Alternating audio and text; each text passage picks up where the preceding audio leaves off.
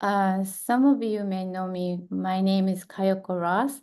I currently teach Japan 10B and 135B.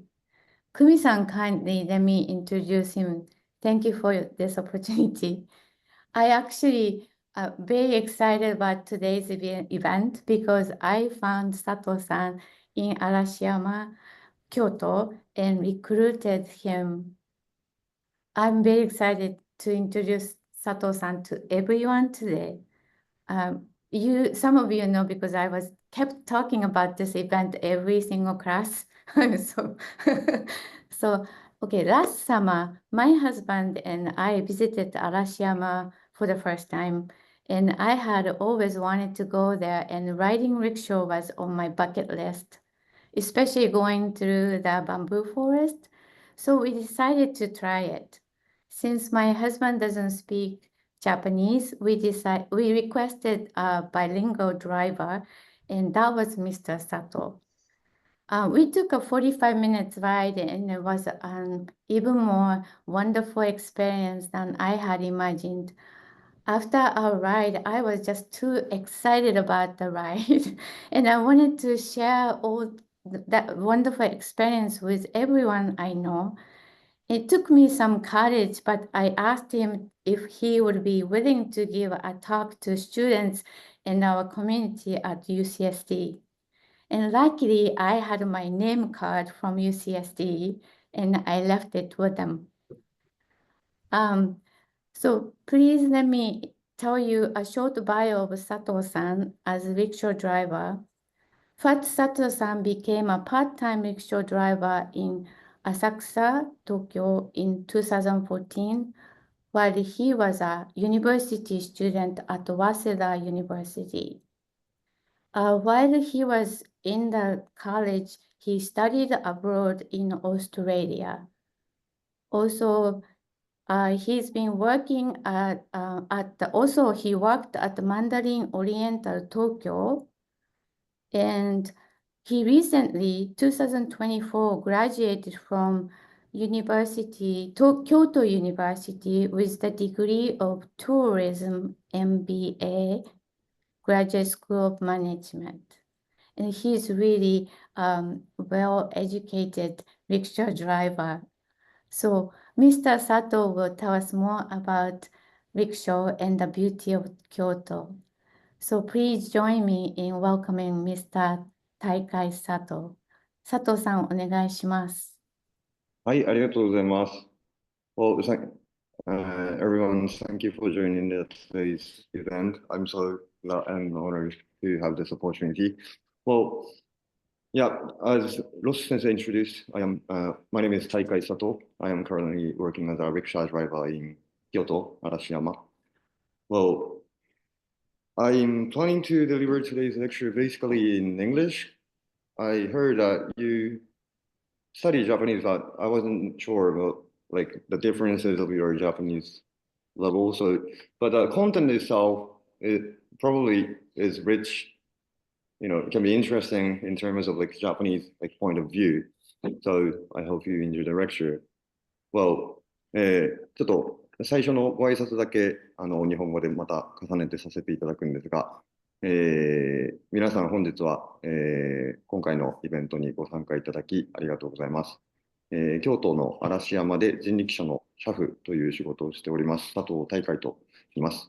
今回は本当にロス先生とのご縁がありまして、このような機会を賜りまして、誠にありがとうございます。久美さんも今回の今日に向けていろいろサポートややり取りを続けていただいて、本当にありがとうございます。Okay, so now I'm going to the actual slides. Okay. This, this one. Yeah. These are the agendas that I'm talking today. So I am briefly, as Ross Sensei already introduced a little bit, and I'm going to move on to what is Rickshaw and about the company, Rickshaw company Ebisuya, and I'm going to tell you about what a job of a rickshaw driver is like. Okay, who I am? Well, Ross Sensei already introduced. I entered School of International Liberal Studies at Waseda University in Tokyo, Japan in 2014. And that's also when I became a rickshaw driver. Well, my father is an English teacher, so I naturally like studying English. So that's why I chose a school where all the lectures are offered in English, and like all the students were required to study abroad for 1 year. Well, yeah, as Tim mentioned, I spent 1 year in Australia as an exchange program, but that's another story to tell. And well, I have been working in Tokyo as a rickshaw driver for entire 4 years until I graduate from my bachelor's degree. And 4 years of experience working as a rickshaw driver, it was part-time though, got me interested in tourism industry. So after graduation, I decided to get a job in a like 5-star luxurious hotel in Tokyo. And then the pandemic happened, and I quit the job in 2022 to do my master's degree. The course is called Tourism MBA. So it's a business school, but they talk mainly about like tourism things. And since I moved here in Kyoto, my extra colleague who I used to work with in a rickshaw company, the same company in Tokyo's branch, texted me and he was like, "Hey, I heard that you came to Kyoto as a student again. I know you really enjoyed working as a rickshaw driver, so if you are interested, would you be working in as a rickshaw driver again in Kyoto?" And I was like, "Yeah, why not?" And from 2023, I became a rickshaw driver for the first time after 5 years until now. That's the brief introduction of myself. And I'm moving on to what is rickshaw. Well, dictionary says a rickshaw is a light two-wheel passenger vehicle drawn by one person, or a small covered passenger vehicle with two wheels that is usually pulled by one person, which literally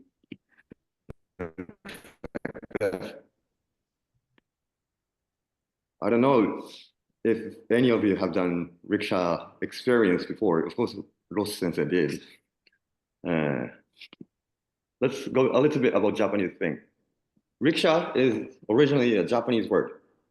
In Japanese, it's spelled like this: Jinrikisha is a Japanese word. The literal translation, as it's shown on the bottom, it's a human-powered vehicle.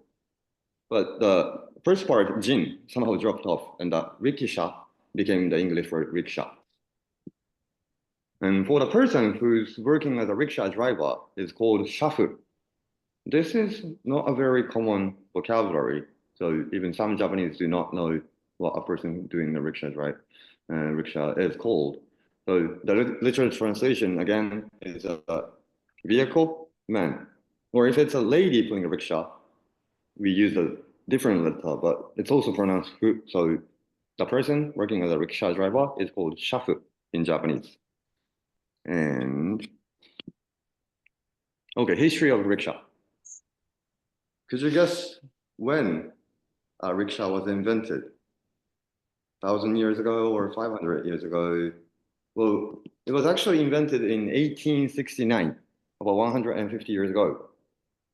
I don't know how you find this, but it's actually like newer than it appears to be. 1869 is the year that the science magazine Nature, the very first issue, was published.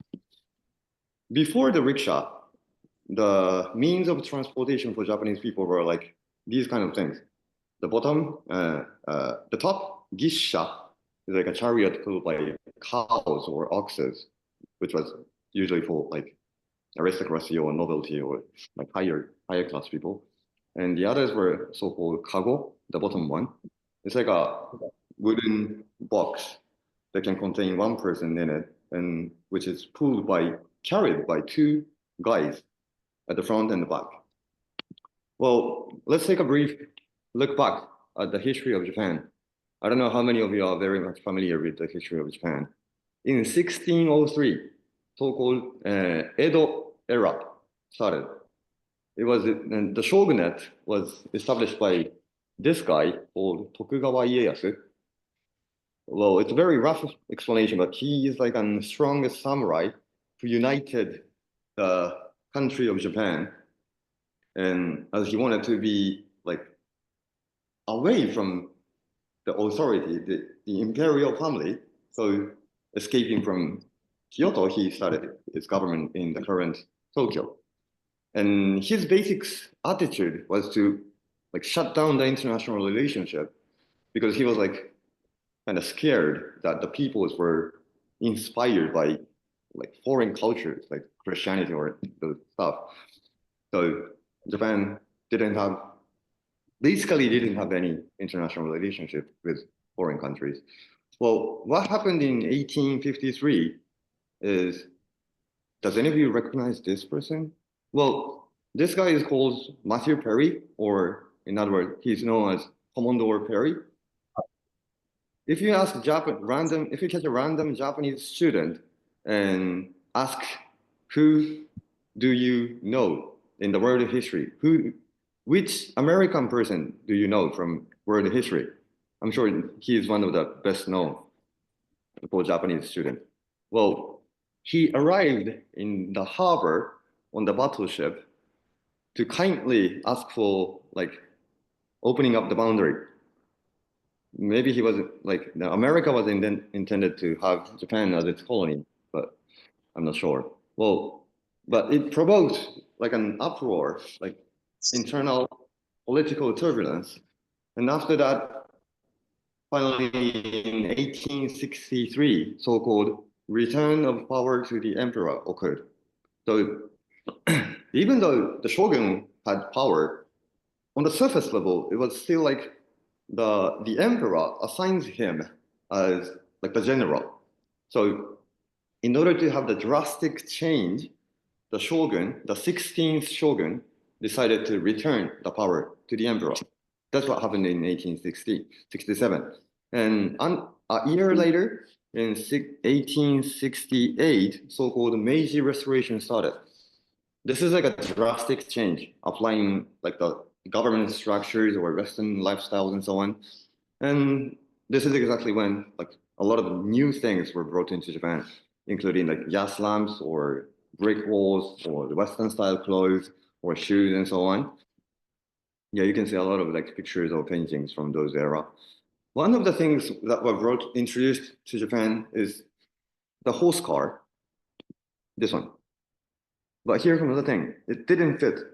It did, but it wasn't ideal transportation for some reasons. One, streets in Japan were too narrow.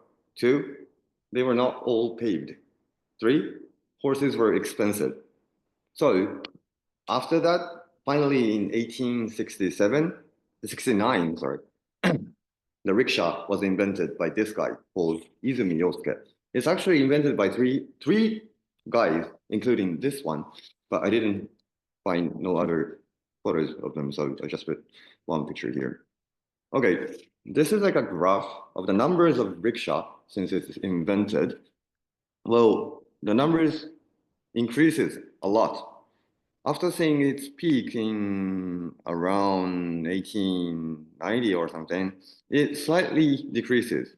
Obviously, the reason was like we had a lot more convenient transportation, including like trains or, yeah, obviously after the automobiles were installed to society, the numbers slightly decreases.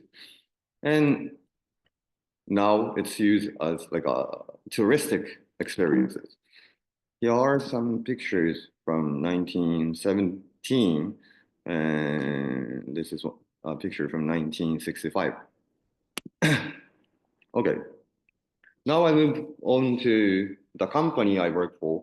Well, to begin with, in Kyoto at least, we all work for same company.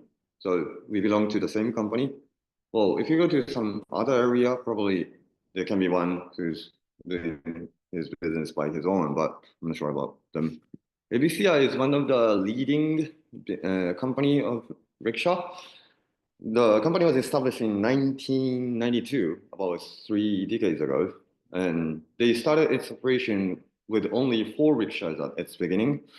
Now they own more than 200 rickshaws all over Japan, within 11 branches. Let me introduce some of the branches. I don't know how much of you are familiar with the geography of Japan, but we have 2 branches in Hokkaido, Otaru, and Hakodate, and Asakusa. This is where I used to work for, like a downtown area in Tokyo, and Kamakura, another ancient capital, and Kurashiki in Okayama Prefecture, and Miyajima, which is very well known for this scenery, and Yufuin is like a area down south with a lot of hot springs and so on, and Nara, another ancient capital, which is quite close to Kyoto.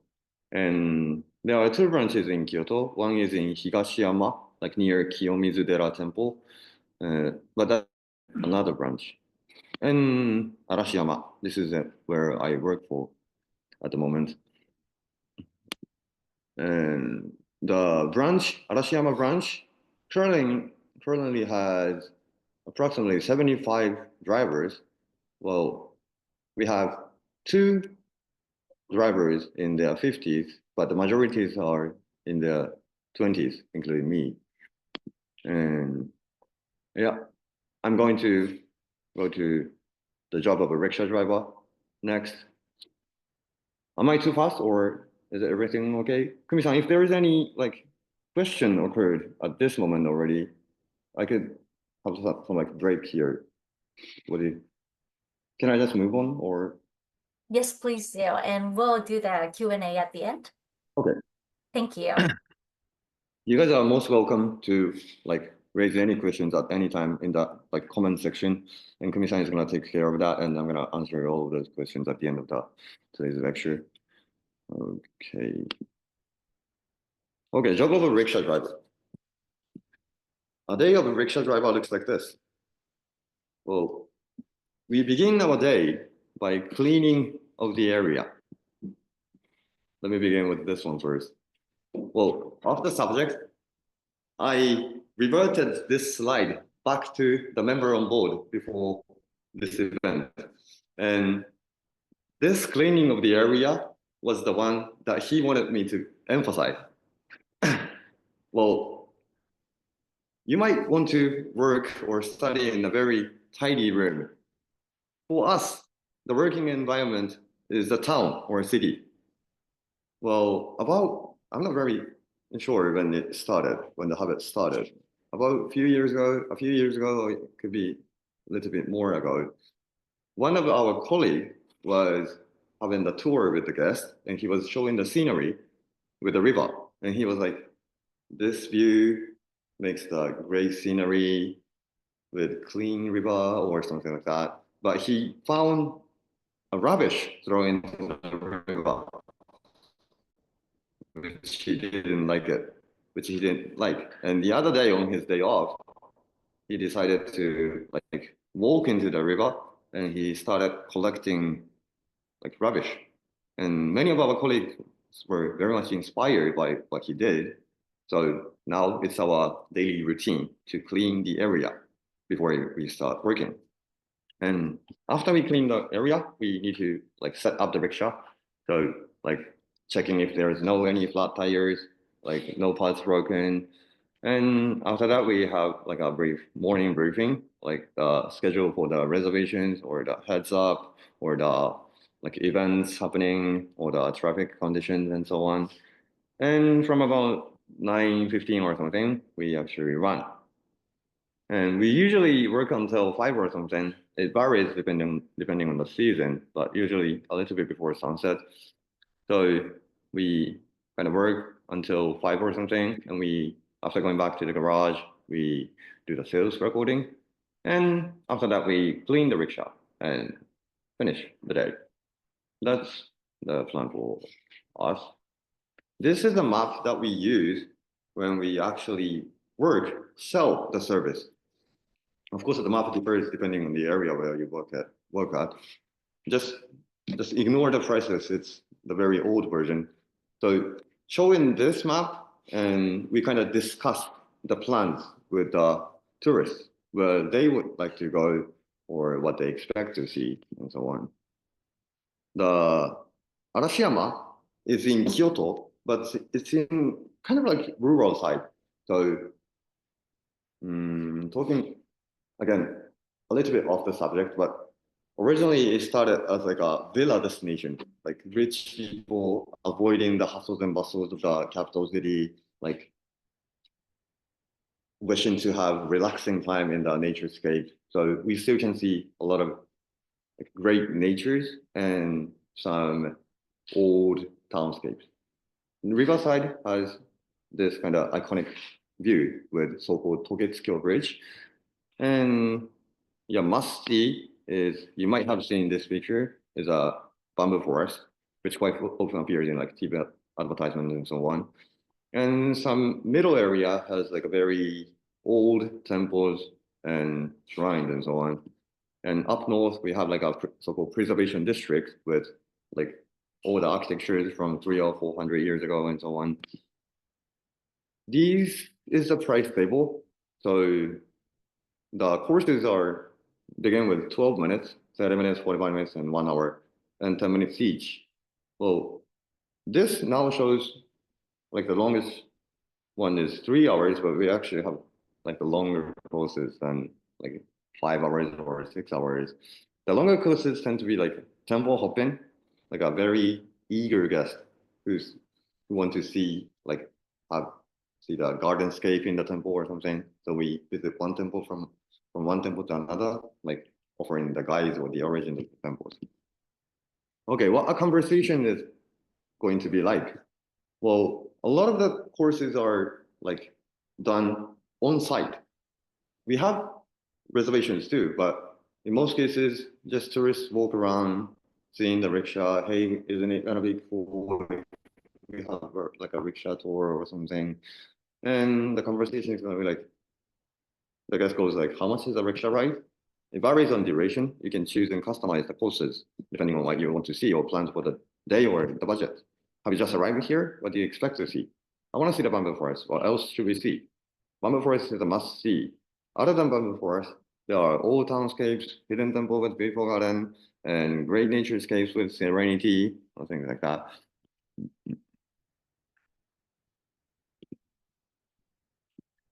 How long will it be if I visit Adachi no Nembutsuji Temple? This is like a name of temple which went viral on the internet recently.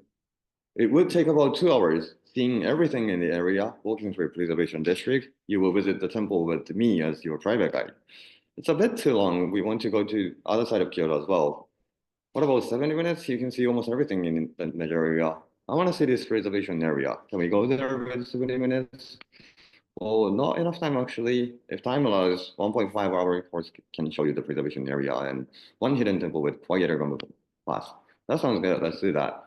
Okay, you pay 29,000 yen at the end. Where would you like to finish? Can we finish at the train station? Certainly. This is just like an example. So we need to like plan the things with the guests depending on the budget size of the guests or the things they want to see in the area, things like that. Of course, in order to do such conversation, you need to know the things, where the things are, what kind of courses we can offer to the guests. So I'm going to talk a little bit about the training term of rickshaw drivers. Well, day one begins with memorizing like the purposes. For fun, I read this without looking at it in Japanese. I'm going to translate later. エビスや理念。一つ、我々エビスやグループは地域社会に感謝の気持ちを忘れることなく貢献し、共に発展することを本質とする。一つ、我々エビスやグループはすべての人々に愛され、信頼される誠実な企業であることを本質とする。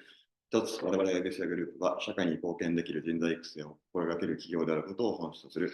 一つ、我々エビスやグループはすべてのサービス業の模範となるよう、常に最高のおもてなしを全うすることを本質とする。I didn't I was kind of feeling nervous because my supervisor is sitting right next to me. So, well, this is like the very first thing that we do on the training term. So that's like the ultimate purpose of the company's activity. Translation, it's very rough, so it could be not correct, but roughly. We, ABC Group, set our principal purpose to make progress together with local community with habitual gratitude and contribution. We, ABC Group, set our principal purpose to be a trustworthy and honest company cherished by society. We, ABC Group, set our principal purpose to educate human resources who can contribute to society.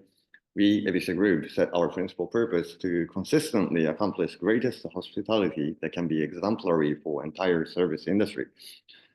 That's like a rough translation. After remembering these things, the actual training began. Well, it takes about 1 to 2 months to make a debut. Of course, we need to like get familiar, get used to the handling of the chariot itself. And meanwhile, we also need to memorize like the courses and traffic rules. And on the other hand, we need to like remember the sites of the area. There are several temples, so we need to like remember how it began, like who established the temple, or like the other things can be restaurant recommendations or the like trendy snacks in the main street or something. And for the latter half, we do the on-job training. Rickshaw trainee runs right behind the senior colleague, pulling the rickshaw with the guest. And we take notes what the conversation is going to be like, and like the topic or the demeanor, like the attitude. And we, at the end, we have like a test. Rickshaw trainee pulling the rickshaw, not with the guest, but the trainer, like checking the things if he can like do the things properly. Here's the thing. Do you think the training term makes you an excellent driver? The answer is no, actually. If you can if you can drive safe, if you know the traffic rules, if you have like a precise knowledge of sites, that only makes you to an okay driver with no fault. In order to achieve an excellent driver, you need something else. It can be personalized topics, or it can be like more effective way of delivering guides. It can be like a great photo skills or something. And it depends very much on what kind of yarigai they find in their job. I don't know how many of you are familiar with the term, with the word yarigai. The meaning is being worth doing. So after you make your debut, that's like the start. That's the start. Depending on what kind of yarigai you feel in your job, you like make progress. Different yarigai for different shops. So if someone, a driver can probably decide to be a great entertainer, like being very funny, like stand-up comedian or something, or someone can decide to be a polyglot, like fluent in Korean, Chinese, Spanish, French, Indonesian, Tagalog, or whatever. And someone can be like can go more about like every single details of Buddhism or Shinto or religions or things like that. So we have like diverse shuffle in our company. From here on, I'm gonna go for the section of art of guide. I think I'm doing a little bit too fast, but no worries. Well, I divided this section into 3 different parts: physical, technique, and attitude. I'm not very much sure if you know the word shin, gi, tai. It's usually like used in Japanese martial arts. In order to be a master, you need to train physically and technically and mentally. That's the word shin, gi, tai. I think I should have like prepared some pictures, but you can research if you want later. Physical thing. This is like a healthcare app screenshot of my own. I run on the average 23.4 kilometers every day. This includes my day off. So 23.4 kilometers for 1 month makes about 700 kilometers, which almost equals to the distance from San Diego to San Francisco. That's like the distance I run a month. And the other thing, how can I lift this heavy thing? It works like, this is kind of like physics thing. Well, the center part of the wheel is actually working as like a point of fulcrum, and where the guests sit down with approximately 120 kilogram or 264 pounds. That's like the point of load. That's designed to be as close as possible to the point of fulcrum. And the point of load where I carry is designed to be as far away as possible from the point of fulcrum. In that way, we can kind of minimize the labor so we can pull the thing. Okay, I'm going to go about like the technique thing. This is what, this section especially is, of course it is for you, but for some of these topics are my younger senior colleagues who are sitting in front of me here. So, okay. What I aim when I deliver guide is to aim one of these, fun fact or relatableness. This is what I finish. This is the things I finish my guide with. Fun fact, no explanation needed. You know, this temple has like very long history of about 1,000 years or something. Or relatableness is a term that I figured out, so no other website can explain this kind of topics. I'm gonna go a little bit further with these ones. Okay, some tips when delivering fun facts, just for fun. Well, this is a picture of a restaurant where Rihanna visited. This restaurant is in Arashiyama. And that's the fact. Rihanna came to this restaurant. One sentence. That can be a fun fact, but you can be somehow more effective when delivering fun fact to the guest. This is the guy that I usually deliver to my guests. Here is a Michelin star restaurant. About 5 years ago, one of my colleagues was asked by the restaurant staff to pick up the guest from the restaurant. Who he saw was Rihanna. In this way, it can be like more like entertaining. And the other example, well, fact itself is rickshaw can hold up to 250 kilogram. That's the fact. In order to be more effective to tell the fun fact to my guests, I'm gonna go like rickshaw can hold up to 250 kilogram, which equals to 2 rocks. This is just an example. Okay, what I was about to say.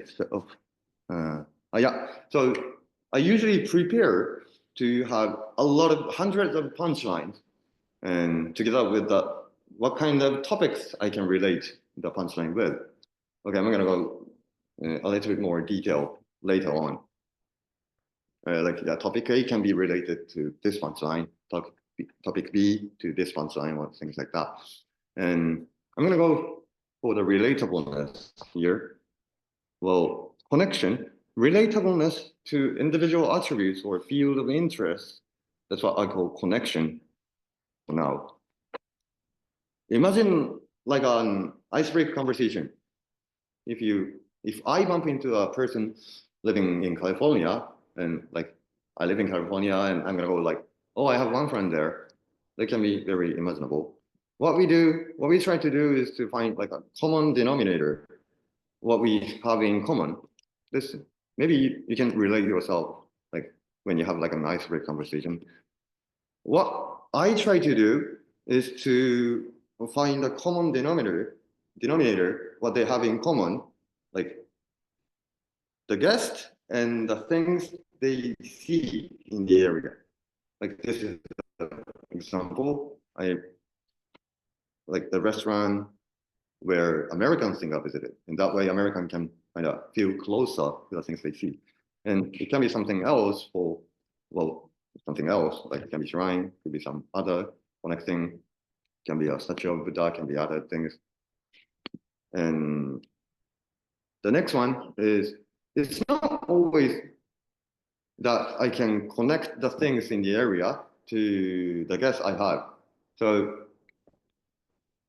in that case, I kind of try to relate the guest to what they generally knows. That's what I call sense making.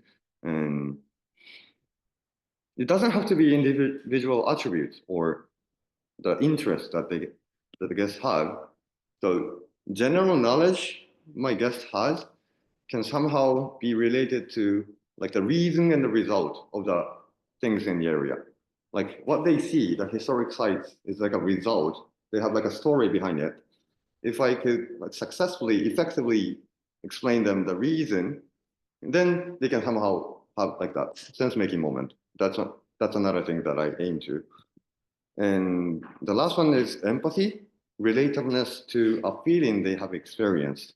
So as I mentioned, things have a story behind it. So if by telling the story behind it, they can sometimes come up with their own episode. In that way, they can kind of feel sympathy to what happened in the history. Let me have a little break. Am I too fast? Maybe not. Okay. So to sum up, I'm always like trying to examine if a topic can offer fun facts by itself. If yes, that's fine.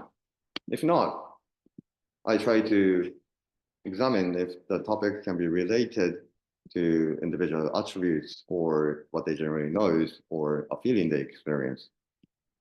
Yes, it's fine. Then I can finish my guide with punchline. What happens if no?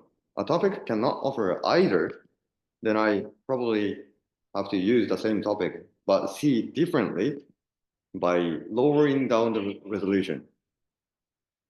Is it howling? No, wait, no. If I change the topic, I kind of conduct like a association game by extending the story behind it or lowering the resolution again.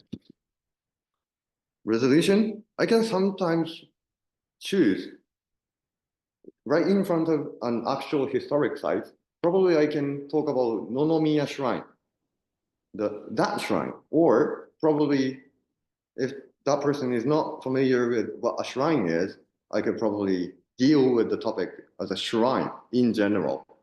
Or from a little farther distance, I can probably talk about faith or religions in Japan. That's what I mean by the term resolution here.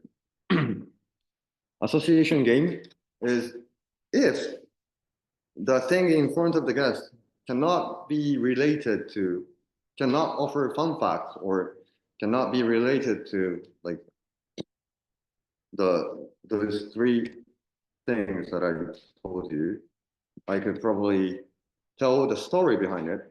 Then it goes to probably topic A.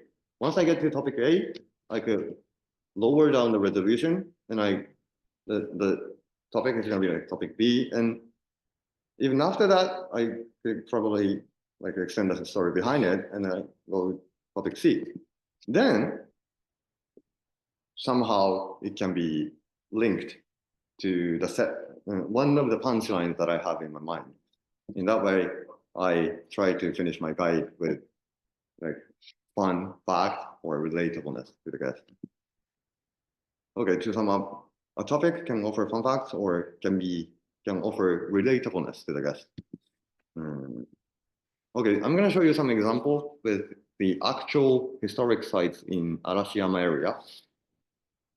Probably Ross-san has seen it. This is Nonomiya Shrine. This shrine has more than 1,000 years of history. Yeah, that's good. It's surprising. The fact the shrine has more than 1,000 years of history itself is exciting, makes the guest surprised. The other thing, compared to the shrine you went yesterday, the gate of this shrine is not orange. It's black. It's like the actual trunk with its bark on. This is effective when the guest knows what a shrine is and what a general usual shrine. If he knows a general shrine like an orange gate, then this kind of guide can be effective, can be not. A lady at this shrine appears in the so-called Tale of Genji. I don't usually go for this topic to foreign people because in most cases they don't know Tale of Genji. But if there's some guest who's very interested in Japanese literature or something, I could probably offer this guide. A lady in Tale of Genji moved here broken-hearted because the life in the central part of Kyoto reminded her of the days with Genji, which made her miss him. Genji, on the other hand, realized how much he loved her once he lost her. The chapter in Tale of Genji depicts the scene when Genji visits the lady. And I'm just being fun at the end. Men are always too late. So this is kind of like how I cast empathy. So the guest doesn't actually have to like be interested in Japanese literature, but they can probably come up with their own like romantic episode, and they could probably feel sympathy to the story that happened here.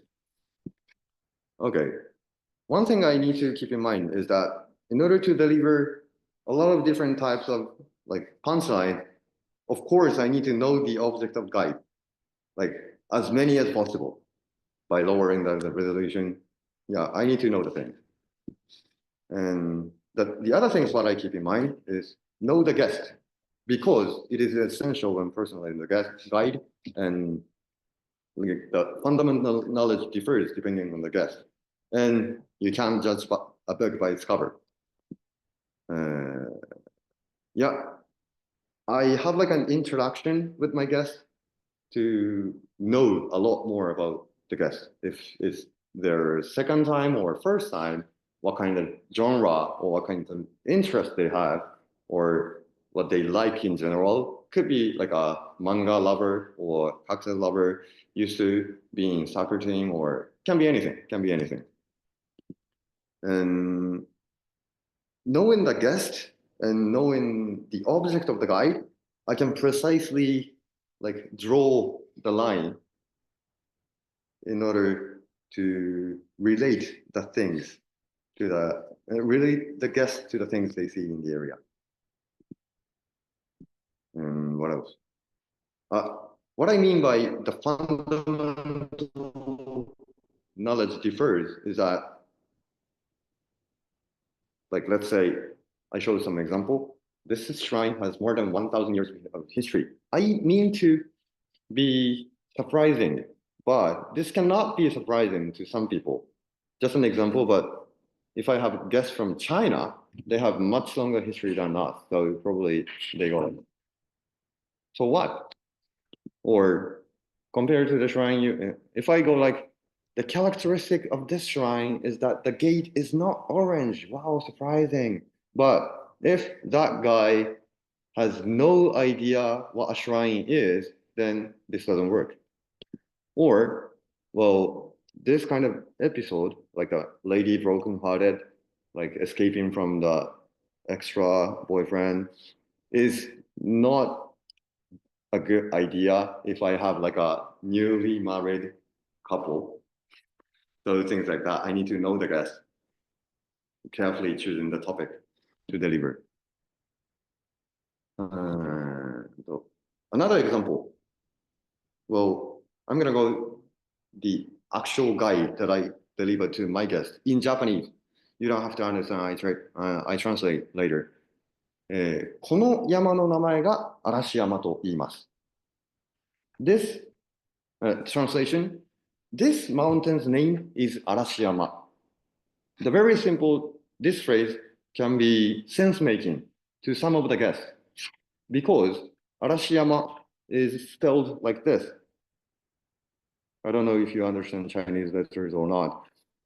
So, okay, if I try to offer the same guide to English-speaking guests, I'm gonna go probably like Arashiyama, the name of this area is composed of two different words, Arashi and Yama. Arashi means a storm and Yama means a mountain. So the name of this region, Arashiyama, means a stormy mountain, which refers to this mountain in front of you. Then it can make sense to the guest. That's the thing. I have to pay attention that the fundamental knowledge differs. What else? You can't judge a book by its cover. Well, I can be sometimes very biased, especially in the past time. So that's why I like asking some questions to know the guest is very important for me.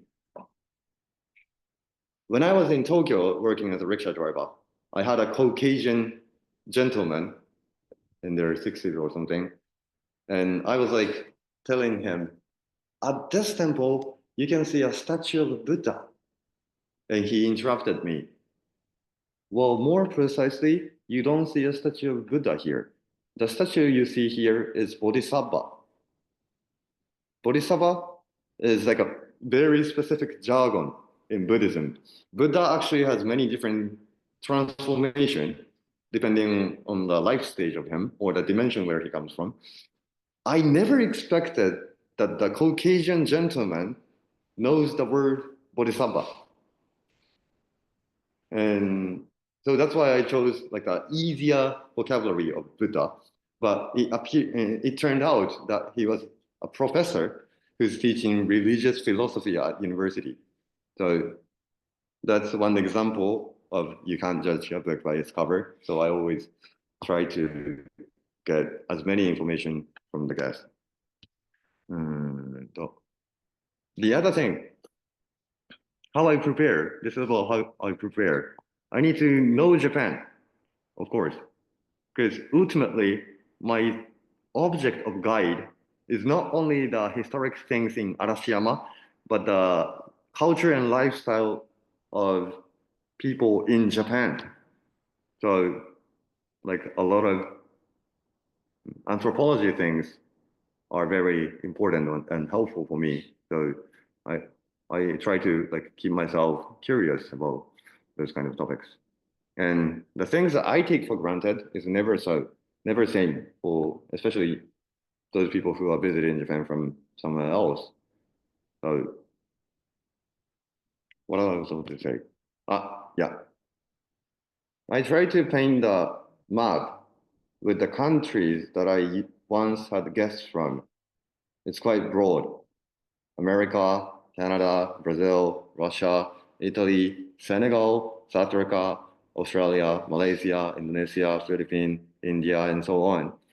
So yeah, it's uncountable. It's uncountable. And they all have different perspective. They always see the things differently.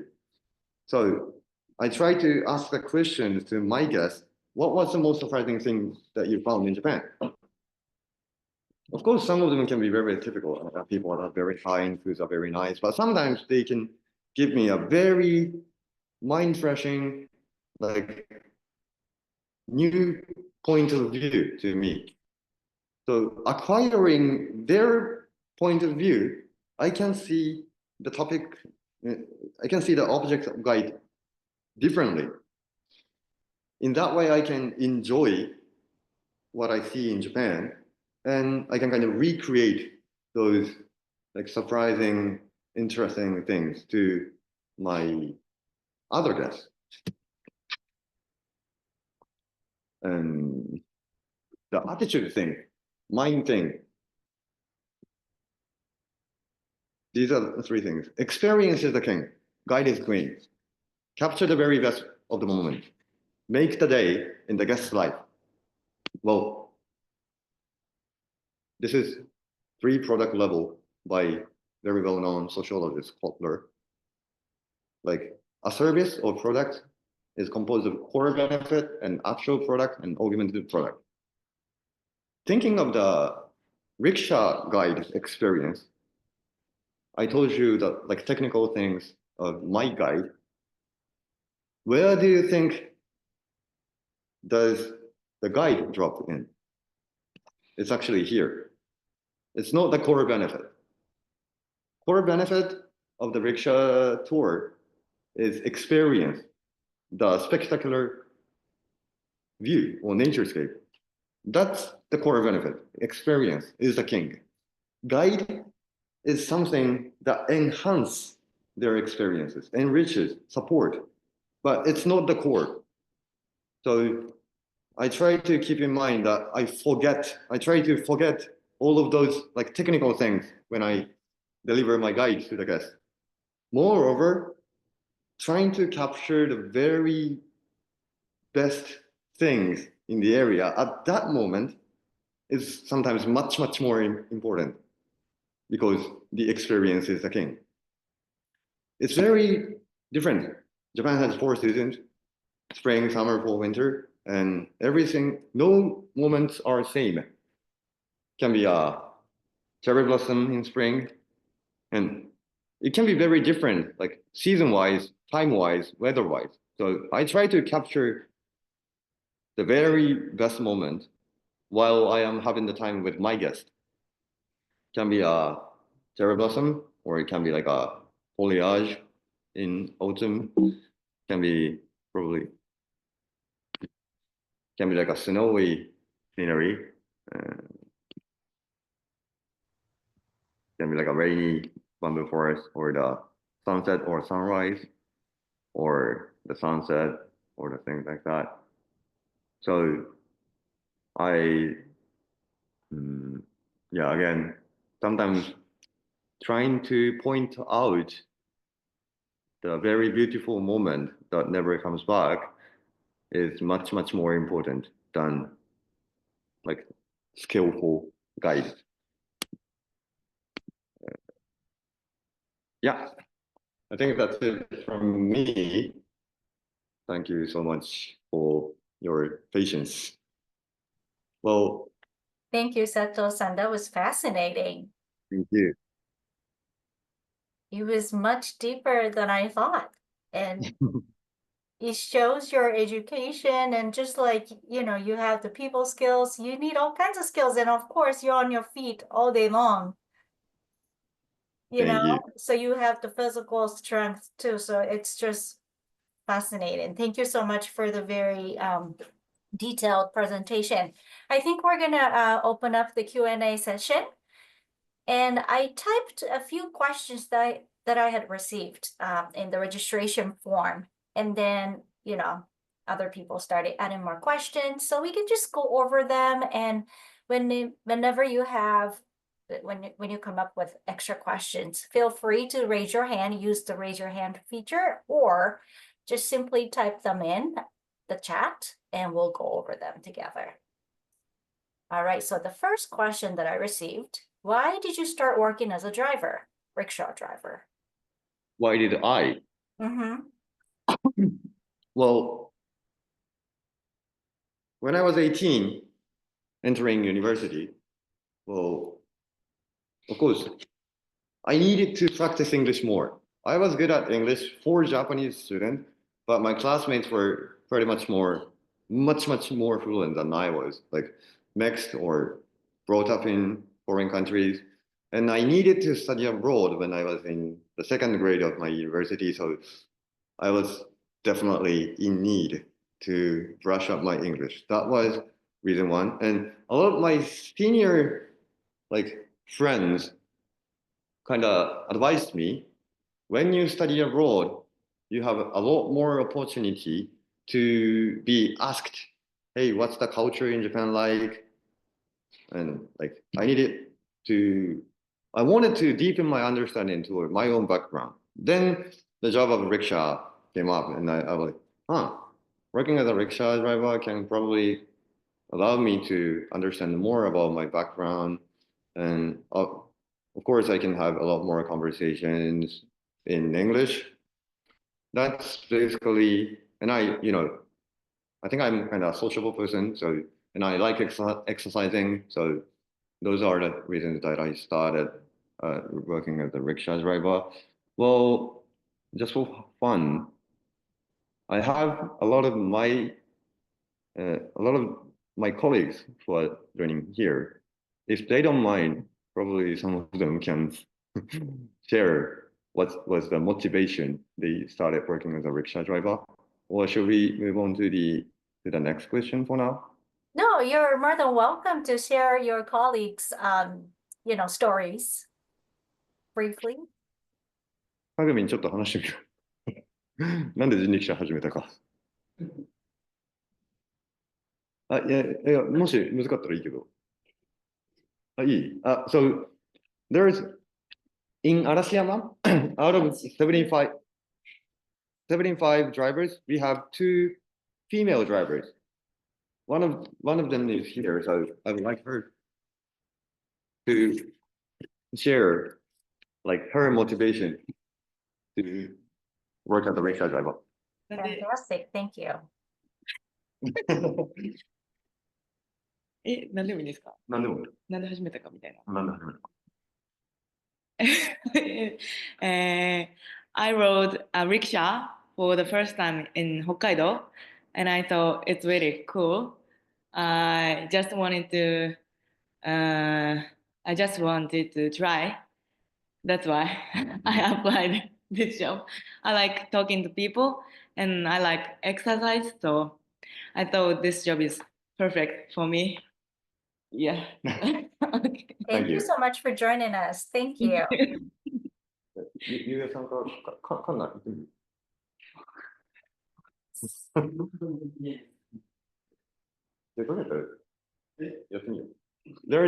There's another rickshaw who made his debut about a few weeks ago, so he's very fresh. He's very fresh.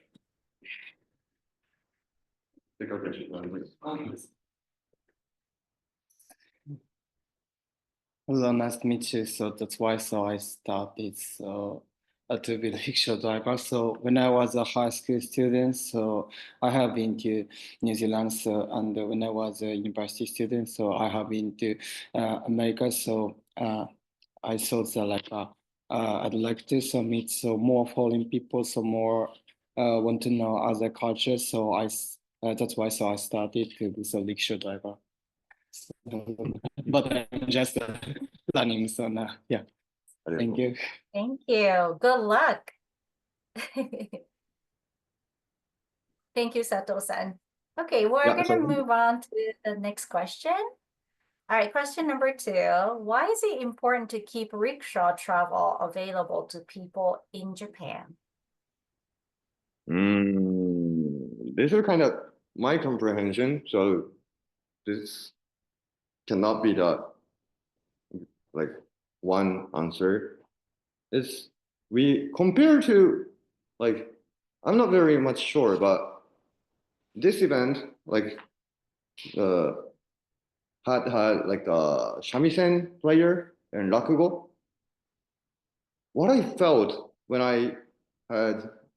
when Ross Sensei offered me is like it's a little bit different. They are probably art first. They perform first, and I don't know, but they need to figure out how to make money out of it. But we work first because there's demand. And throughout the job and career,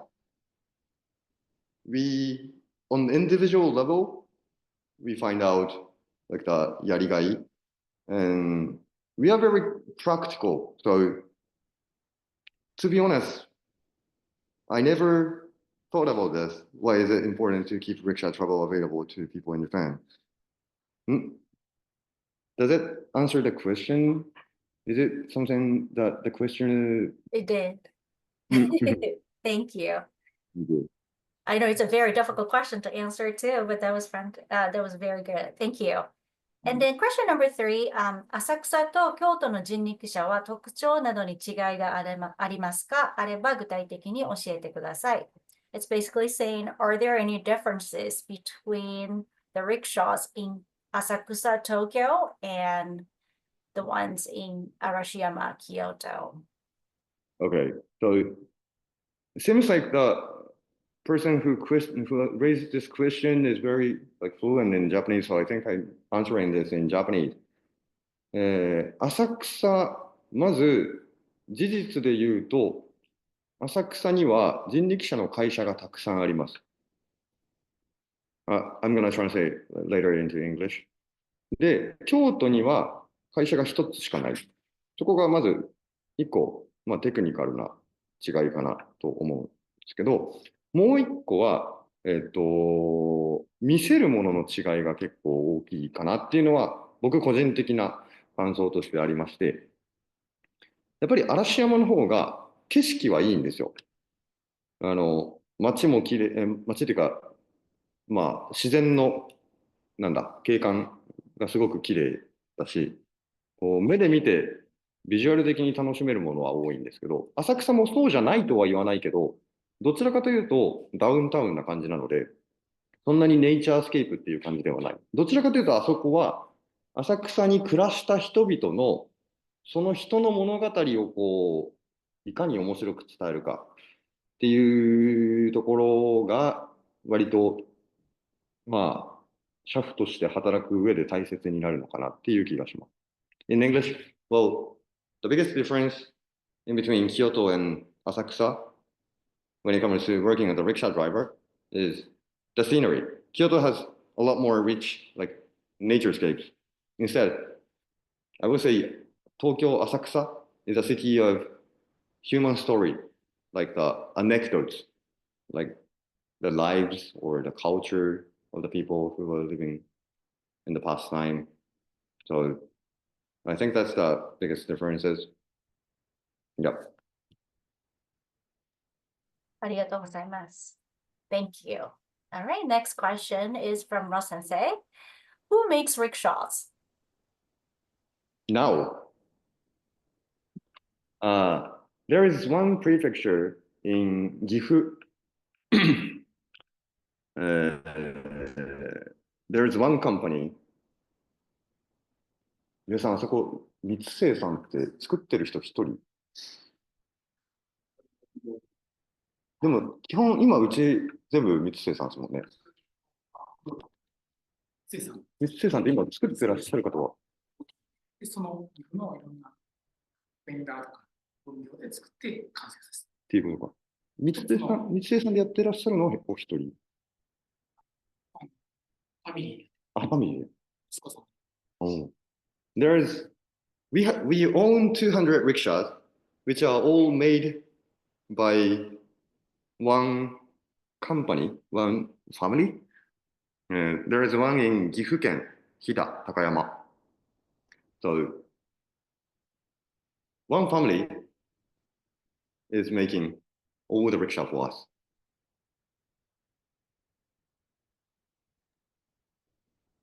ありがとうございます。Okay, and the next question, how many of the drivers among 75 at Arashiyama branch speak English?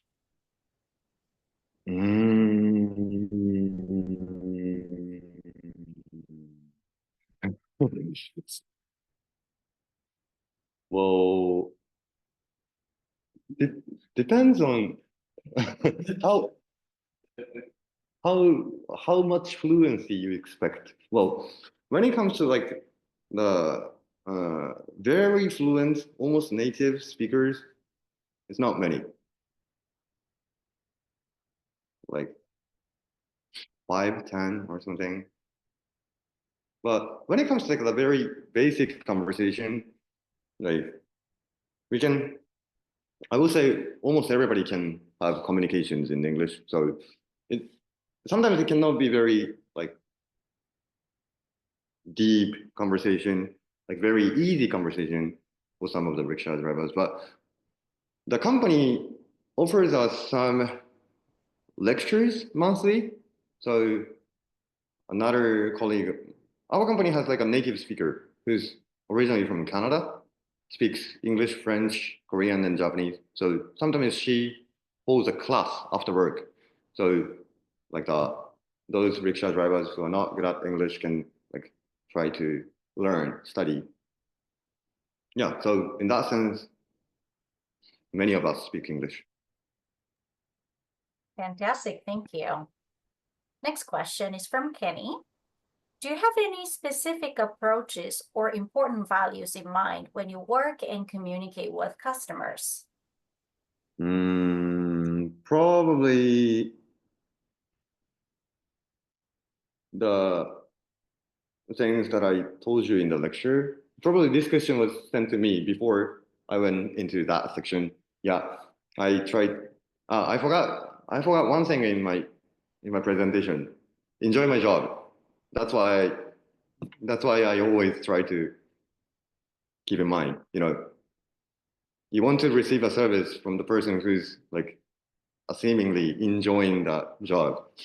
More specifically, I could be like capture the very best of the moment, or like just try to share the things which are very important, which are very beautiful in that day, on that situation or circumstances. That can be, but very like ultimately, I enjoy my best. I enjoy my job. That's what I keep in mind. I love that philosophy. Okay, the next is mine. I have a question. So how do people schedule a ride in advance? Like if they're planning on visiting Japan or Kyoto, you said there are some like walking customers, right? They just come to Arashiyama and see you guys, you know, pulling your rickshaws and then they request a ride. But if they want to schedule it in advance, how does that work? From the official website, if you type Abisuya or rickshaw, Abisuya rickshaw on Google or whatever, you can find our official website. Through that website, you can send like inquiry, or there are some third-party companies like travel agent, like Get Your Guide or Trip Advisor or Viata or that kind of things. Or Instagram you can send like a direct mail to Instagram account, then you can make a reservation in advance. Or if it's Kumi-san visiting Japan in August, you can just send me an email.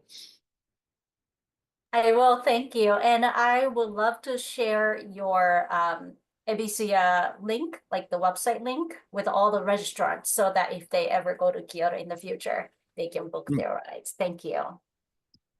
All right, next question from Kate. Was it hard to learn how to run 24 kilometers per day for days in a row? And by the way, I think we used miles here, so I'm gonna look it up. 50 miles? 15, 20 miles or something.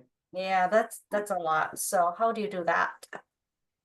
Well, we don't learn to run 24 kilometers every day.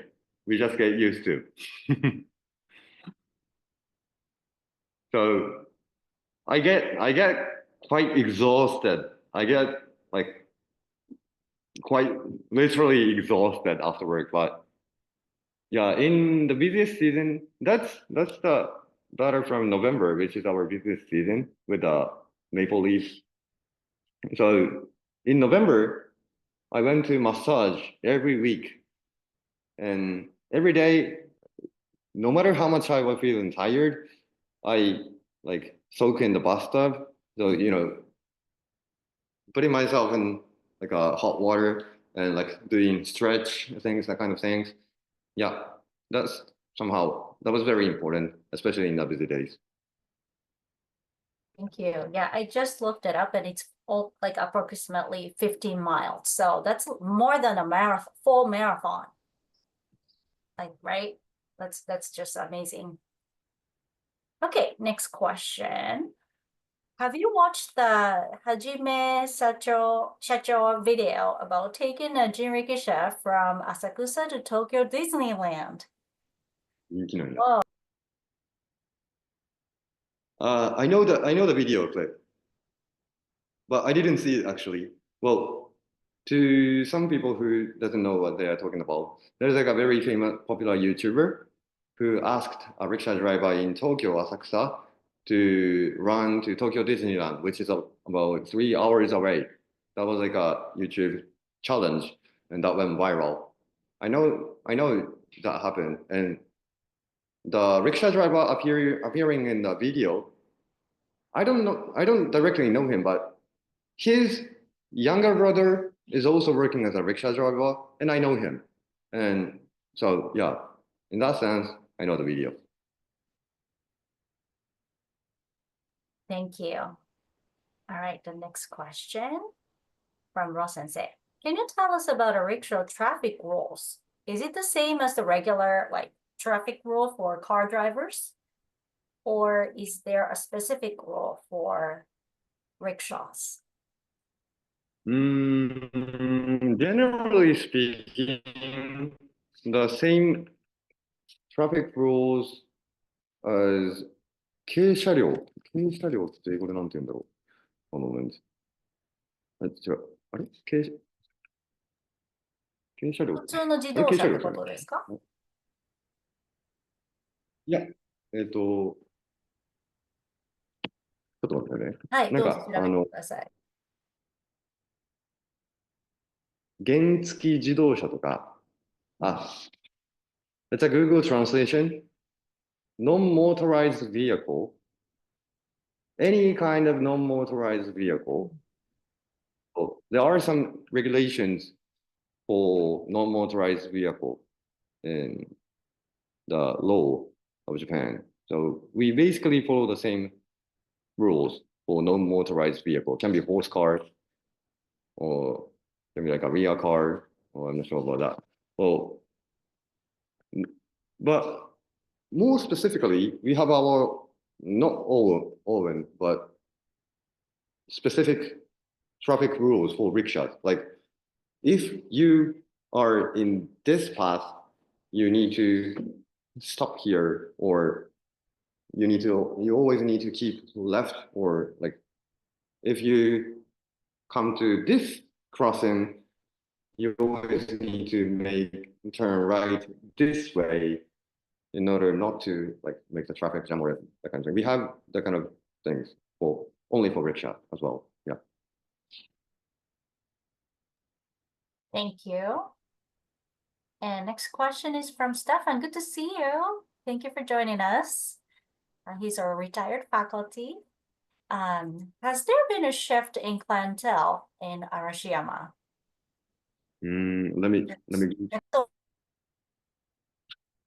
Let me Google the meaning of clientele. One moment.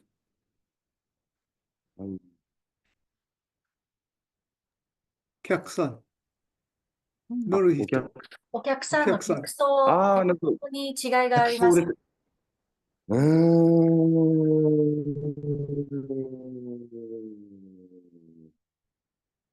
例えば From 中国人とか韓国人とかヨーロッパ。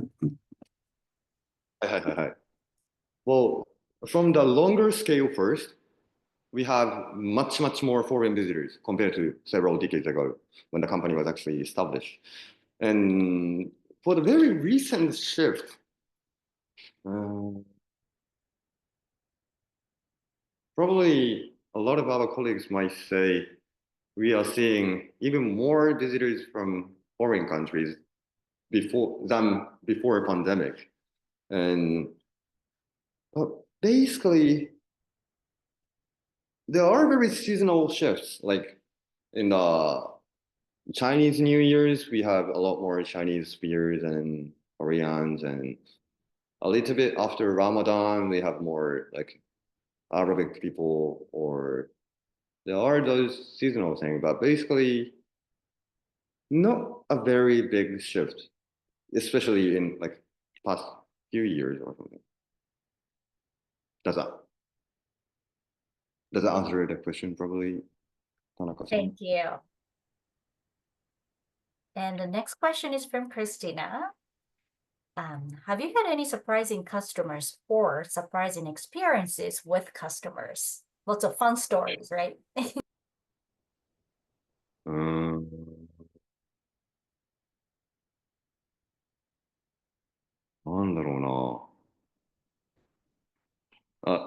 yeah, the Caucasian gentleman was very memorable, and Isho-san, なんか、もしあれば。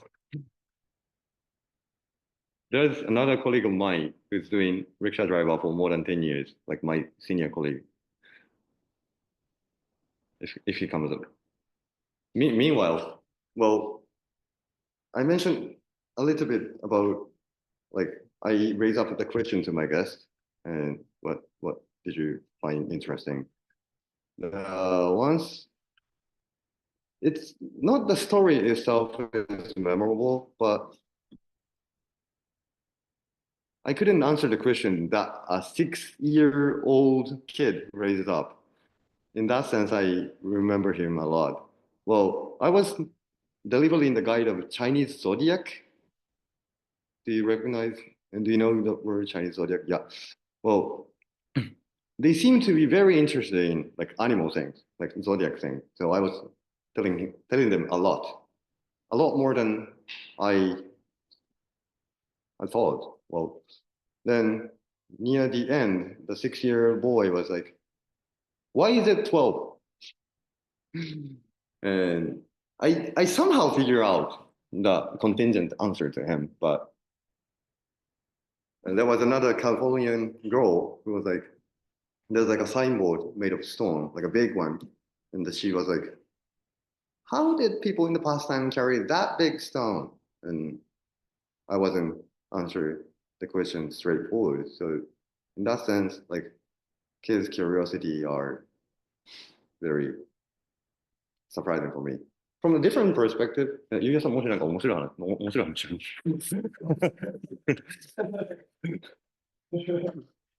Okay, from the different perspective, last month or something, I had a couple from Mexico who was here on their honeymoon, but the husband wasn't feeling very good. He actually,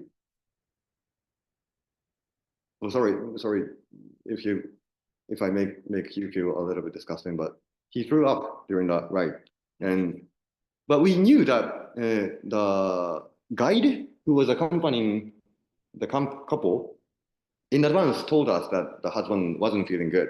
And we offered, if you are not feeling okay, you can give up. We can give up, you know. But he was like, probably it's like once in lifetime honeymoon, so probably he wanted. And yeah, when I have the camera from them and I tried to take pictures, he tried his best to like smile in the photo. That's another level, but that's very recent topic. And there are some, not me, but I have one good surprising customer or surprising experience. Not the surprising, but I once had a deaf guest who don't hear. So that was another reservation. So I tried to remember some sign languages. I did my best so I can entertain them. That's another, like, not that surprising, but that's still in my mind. And not me again. There once was like a blind guest who wanted to have the rickshaw tour. And my senior colleague did the tour. And he tried to like describe the scenery, but not visually. Can you feel the sound of bamboo blown by the tender wind or something? Can you smell the soil? Now we entered from the paved path to the path of bamboo, and he did his best. And at the end of the ride, the guest was like, thank you for showing the very good scenery to us. And even though I wasn't the one who did the tour, but that was very, like surprising moment for me. Thank you. Okay, the last question from Iwamoto Sensei. Which season do you enjoy driving in the city the most as a rickshaw driver?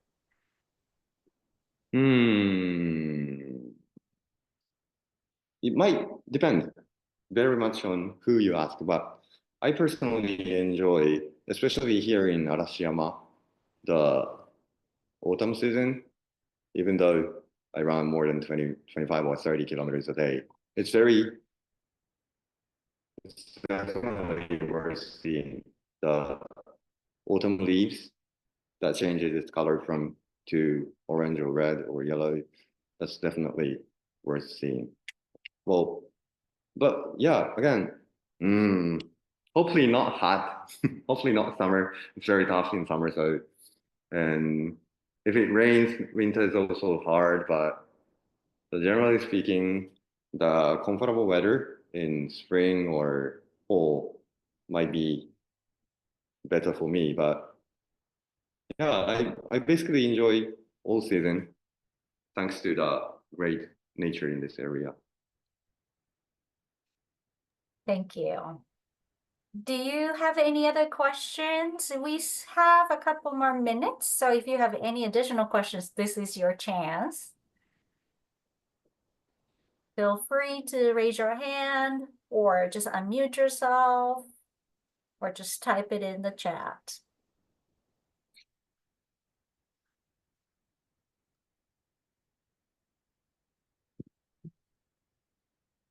Meanwhile, I'm gonna send the link of our company's official website. So probably Kumi-san can officially send you the email or something, but just for now, I'm gonna send the That would be link great. in. Thank you. In the chat. Thank you so much. And our company's Instagram is doing quite well. He actually shoots very good videos that you can kind of feel the atmosphere, the view in the area. So I'm very happy if you follow us and yeah, again, Great. you can make a reservation through the Instagram as well. Fantastic. Let me see if I can find the Instagram page. Ebisuya.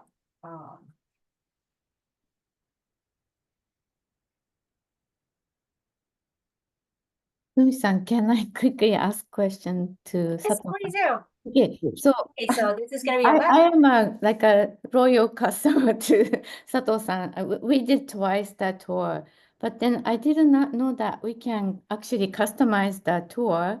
So I did the online order, and then you show me the conversation, how the dialogue between the customer and the shafu-san.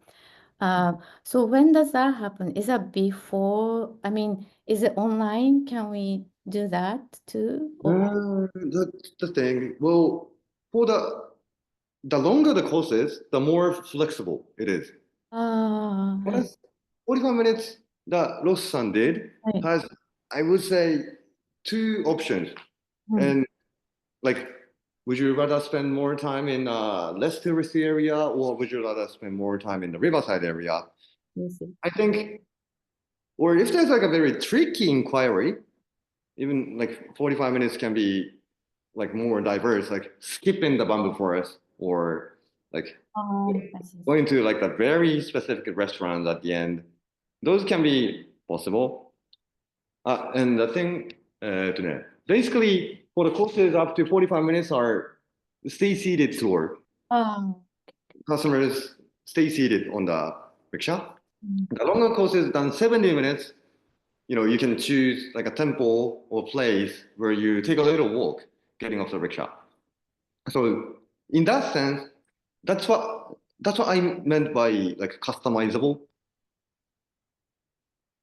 わかりました. So that should be, we can request that online part or later? Should we Both. wait until we hear from the Ebisuya, or we already request, we'd like to customize the course at the beginning? You could tell us what kind of things you if you have a specific temple that you want to visit, or I in that see. sense you can send all of those inquiries in advance by email. Then we can probably suggest probably this or something like that. Thank you. The other option, like, this is just an example. So it's basically a round trip, as Ross-san did and Ross-san's family did. But sometimes I'm asked by the guests to take them to the far, far temple in 45 minutes or something. Like seeing the area, taking some pictures, and then I like climb uphill to like the temple, which is like 30 minutes away from the riverside area. Yeah, that's also available too. Thank you. ありがとうございます。Thank you so much. Okay, I think it's time to say goodbye, but thank you so much for your wonderful, wonderful presentation. It was just very educational, and I learned so much about rickshaws from you. So thank you so much again. And we'll share your company's website and Instagram link with all the registrants, and I'll share the recording of this as well, and I'll send it to you. Thank you so much, and thank you, Rose Sensei, for introducing such amazing guest speaker to us. Thank you for Sato-san, agreeing with me to do my presentation. こちらこそどうもありがとうございます。ありがとうございました。I hope you have a wonderful day. I know you're going to be busy today. It's Saturday in Japan. So thank you so much for waking up early for us. We appreciate it. Have a wonderful day. ありがとうございました。では、佐藤さんとロス先生、よかったら残ってください。はい。ここでレコーディングは終了いたします。